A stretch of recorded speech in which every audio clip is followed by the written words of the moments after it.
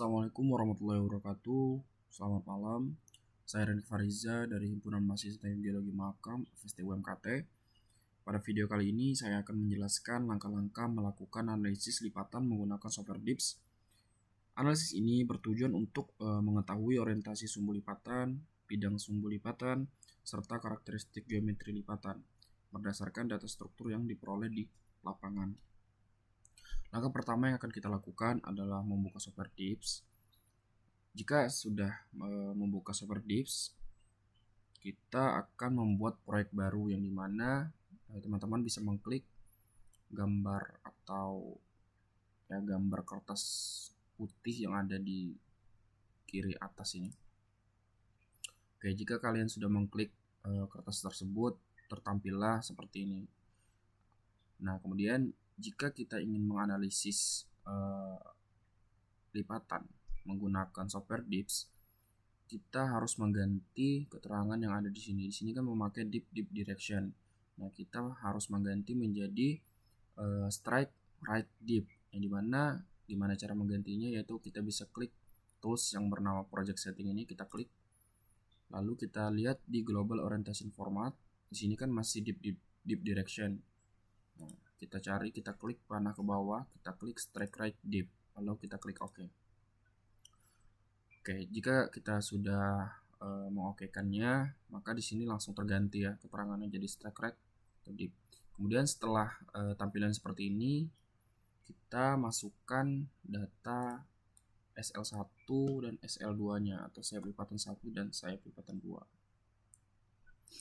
Kita masukkan ke dalam softwarenya. Nah, setelah kita masukkan seperti ini, nah kita klik yang ada di yang saya arahkan di kursor ini. Nama toolsnya itu contour preset. Nah, kita klik. Oke, setelah teman-teman klik, akan tampillah seperti ini atau objek seperti ini. Ini adalah kontur dari sayap lipatan 1 dan sayap lipatan 2 yang sudah kalian masukkan tadi. Nah, langkah selanjutnya yaitu kita klik add user plane, kita klik, lalu kita arahkan ke tengah-tengah dari sumbu sayap lipatan 1 yang sudah kita masukkan. Kita klik. Nah, di sini adalah sayap lipatan 1 karena strike rate-nya itu 220/71. Sayap lipatan 1. Nah, kalian bisa memberikan nama di labelin ya. Kita klik OK. Kemudian setelah yang sayap lipatan 1 selesai, kita klik lagi add user plane. Lalu kita klik yang ada di sini ya. Sayap lipatan 2-nya. Ya, sekitar sini. Nah, di sini untuk strike rate deep-nya itu 80/58. Kita kasih nama lagi sayap lipatan 2. Setelah kalian sudah plotting sayap lipatan 1 dan sayap lipatan 2-nya, oke, ini adalah garis dari sayap lipatan 1 dan sayap lipatan 2-nya. Kemudian kita membuat yang namanya bidang bantu.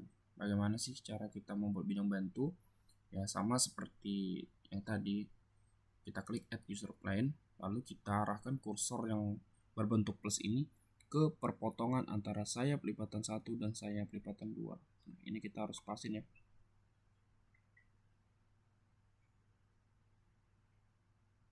Nah, kita klik bidang bantu. Oke. Baik, jika sudah bidang bantu kita buat, kita perhatikan yang ada di sudut bawah kiri. Di sini tertampil bahwa strike right atau deep. Nah, kita klik ini menjadi plunge dan trench dan plunge atau trench atau plunge. Lalu kita arahkan kursor ini ke perpotongan antara bidang 1 dan bidang 2. Nah, di sini terbaca 233/35. Setelah kita membaca trench atau plunge-nya yang ada di bawah kanan itu, kita klik view, lalu kita straight overlay. Nah, kita klik ini, lalu kita custom. Masukkan angka trace punch kalian tadi, 233. Saya akan mendapat 233 dan 35 untuk punch-nya. Lalu kita klik OK. Nah, jadi setelah kalian masukkan tadi trace and punch melalui view dan straight overlay, maka muncullah seperti ini ya. Nah, kemudian kita akan mencari yang namanya TOS1, TOS2, dan TOS3. Sebelum kita mencari TOS1, TOS2, TOS3, perlu kalian ketahui bahwa TOS1 itu adalah arah penyebaran data terbesar, kemudian TOS2 itu arah penyebaran data menengahnya, kemudian TOS3 itu arah penyebaran terkecil, dan umumnya merepresentasikan sumbu lipatan atau biasa disebut itu full axis pada analisis metode Gödel. Oke, langsung saja kita masukkan untuk TOS1, TOS2, dan TOS3. Pertama-tama yang harus kita cari yaitu TOS3. TOS3 itu dicari dengan memplot titik tengah antara sayap lipatan 1 dan sayap lipatan 2. Di sini kita bisa lihat ya, untuk titik pertengahannya itu di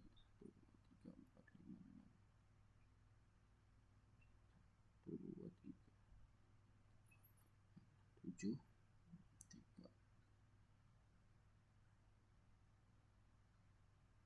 Oke, kurang lebih di sini ya.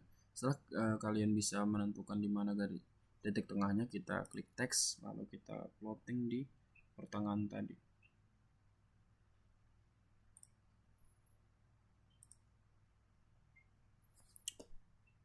Kita kasih nama TOS3.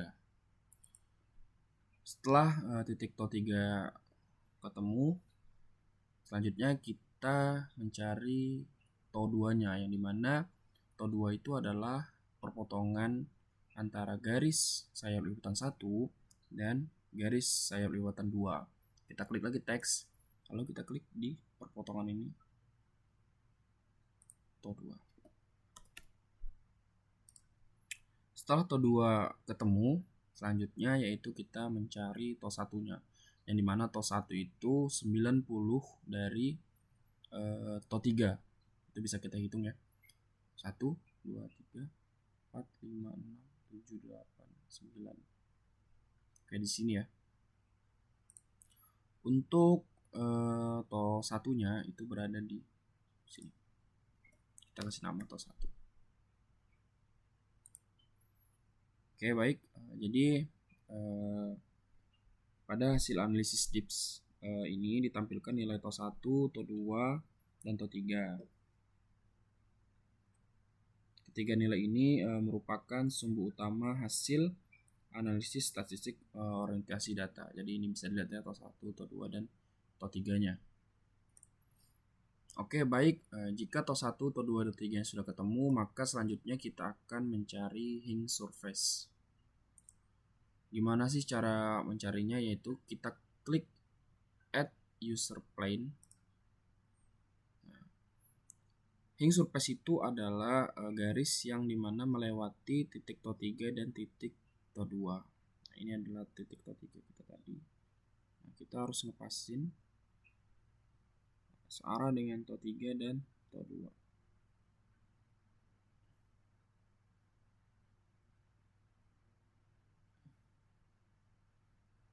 Kurang lebih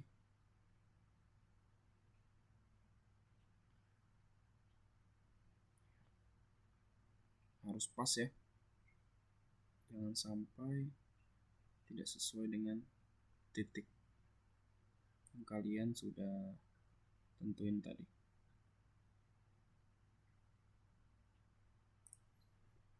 Oke, ini adalah Higgs surface.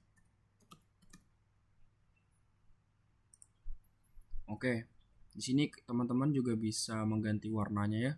Tinggal klik tools yang ada di sini, yaitu edit user plane. Lalu kita bisa mengganti warnanya. sesuai yang kemauan teman-teman saja, mau warna apa. Sini ya, ini sebebas saja.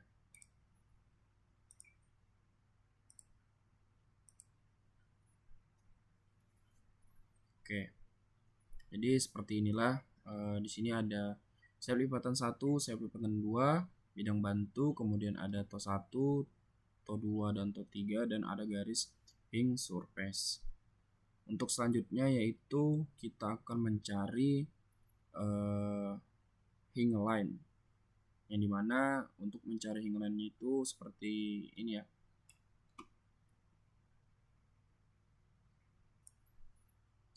Kita klik tools, lalu kita cari yang line segment, kemudian kita pasin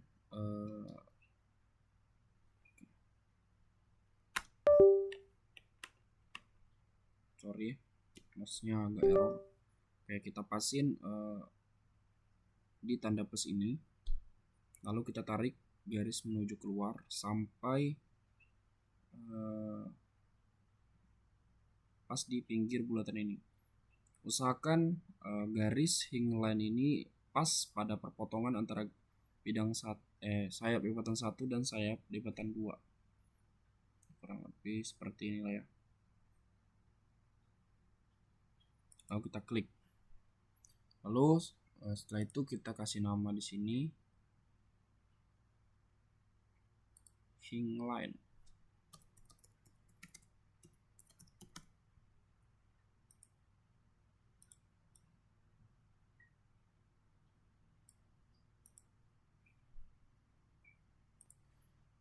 Oke, baik, di sini kita sudah mendapatkan garis hing line-nya. Untuk tahapan selanjutnya yaitu penulisan data to 1, to 2, to 3, hing surface, hing line, kemudian nilai bidang bantunya. Sebelumnya tetapi kita bisa menghilangkan kontur yang ada di sini dulu. Oke, tahapan pertama yaitu kita ganti lagi keterangan yang di ujung kanan bawah ini menjadi strike right deep. Lalu kita klik yang tools ini ya. Kita klik. Nah, di sini kan hilang dan terganti menjadi nilai-nilai sayap lipatan 1, sayap lipatan 2, bidang bantu, kemudian hing surface. Nah, di sini kita akan mencatat untuk sayap lipatan satunya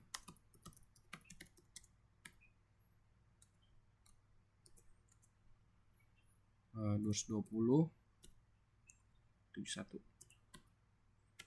Kemudian sayap lipatan 2 80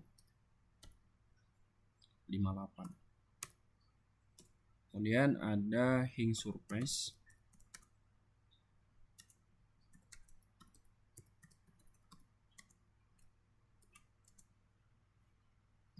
nya itu 5884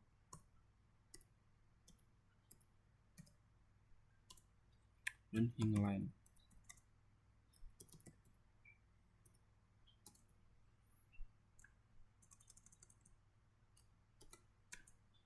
Oke.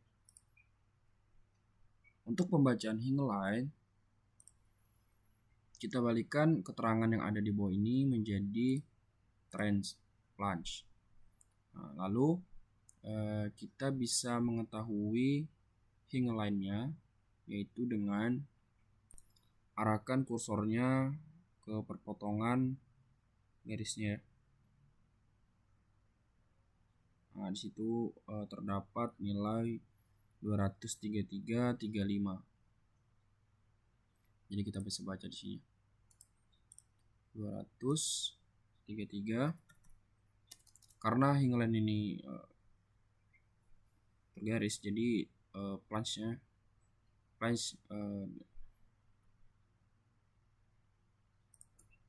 jadi untuk penilaian hing line ini kita tulis plunge-nya dulu ya. Jadi tadi kan 33 235. Kemudian ada to 1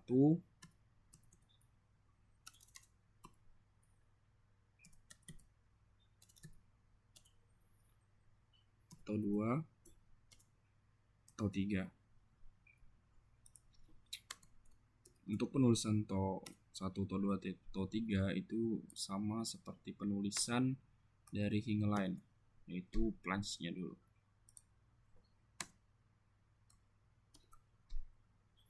Nah, untuk mencari TO 1, TO 2, TO 3 itu untuk TO 3 kita arahin saja di titik ini ya. Nah, sini terdapat nilai 6554 untuk TO 3.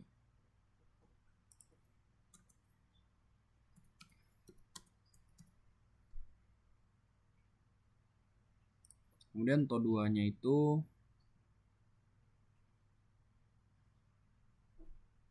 23234.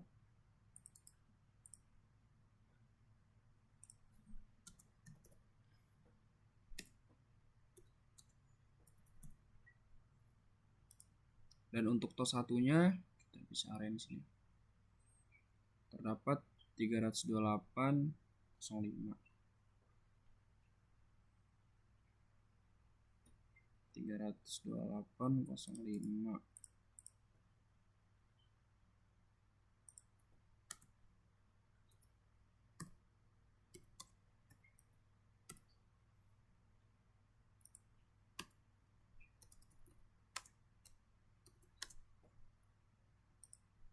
Oke, jadi inilah nilai-nilai dari sayap lipatan 1, sayap lipatan 2, Hinge surface, Hinge Line, TO 1, TO 2, dan TO 3. Terakhir yaitu kita akan mencari nama dari lipatan yang kita analisis ini. Di sini saya menggunakan klasifikasi fluidity, yang dimana kita bisa lihat pada tabel ini ya, fluidity 1964. Jadi klasifikasi ini yang saya gunakan untuk mencari nama apa sih dari lipatan yang saya analisis ini. Nah, untuk klasifikasi fluidity ini menggunakan dip dari Hinge surface, kemudian plunge dari Hinge Line. Lalu kita bisa lihat dulu dip dari Hinge surface-nya berapa. Hinge surface-nya itu dipnya itu 84, Hinge Line-nya plunge-nya itu 33. 84 33. Nah, di sini 84, di sini kan Hinge surface-nya kita mendapat yaitu 84.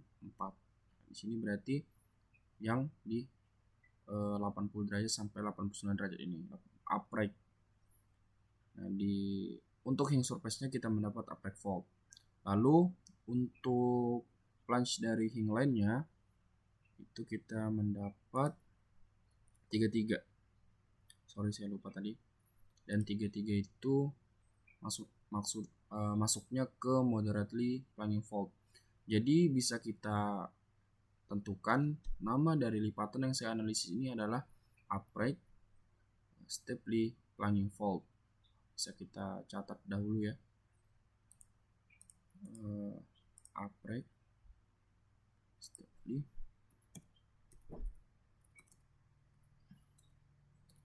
steeply plunging fault, fluidity 1964. Ntar saya cek dulu apakah benar penamaannya atau penulisannya. Upright steeply plunging fault.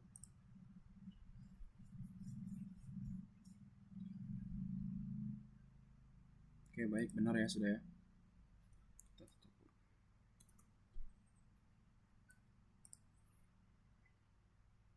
Oke, baik. Jadi inilah hasil dari analisis yang sudah saya lakukan. Saya mendapatkan nama dari lipatan yang saya analisis, upright steeply plunging fault. Mungkin itu saja tutorial yang bisa saya berikan kepada teman-teman. Kurang lebihnya mohon maaf. Wassalamualaikum warahmatullahi wabarakatuh. Salam geologi.